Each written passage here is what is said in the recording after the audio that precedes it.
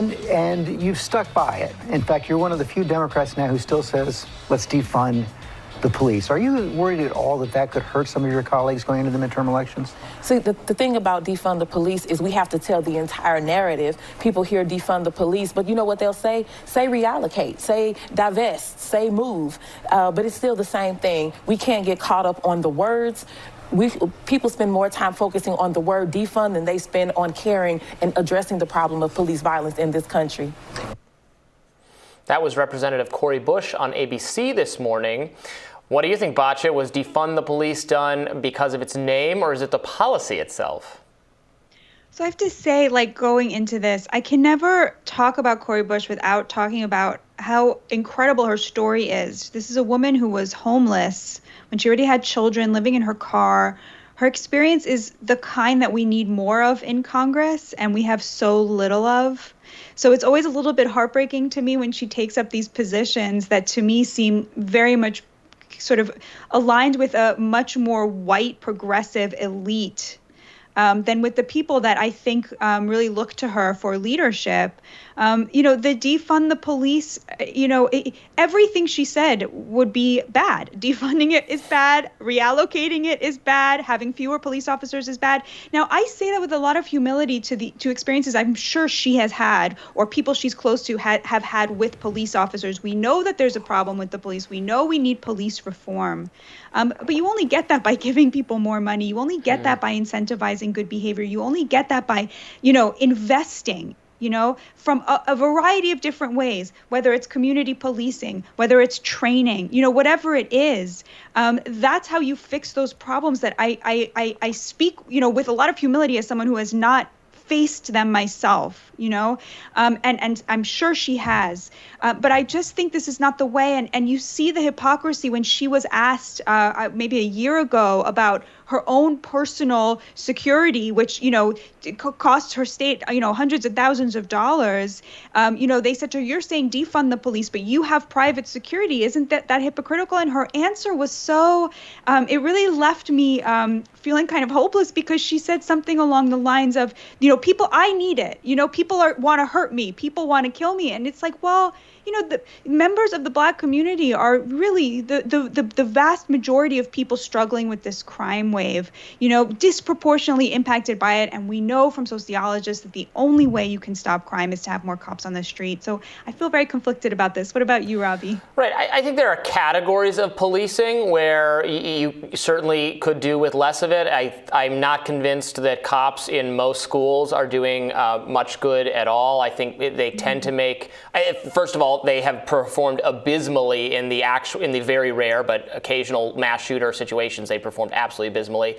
And then I think they tend to cause minor disciplinary issues between students that should be handled by teachers and parents end up being handled by the criminal justice system because there's a police present. So I'm totally unpersuaded that putting cops in schools has done anything good.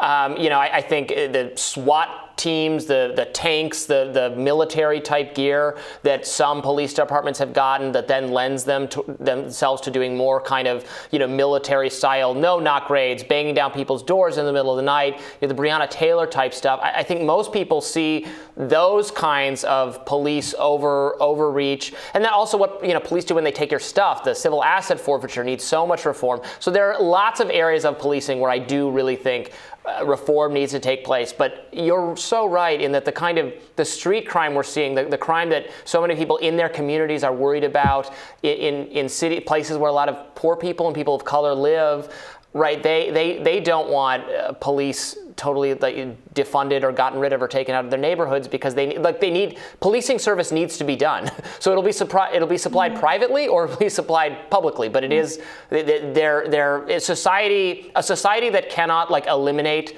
violence or bring violence down to an acceptable degree is not a society at all. So it's almost a tautology to say that we don't need police. You need policing on some level or else you don't even have a civilization.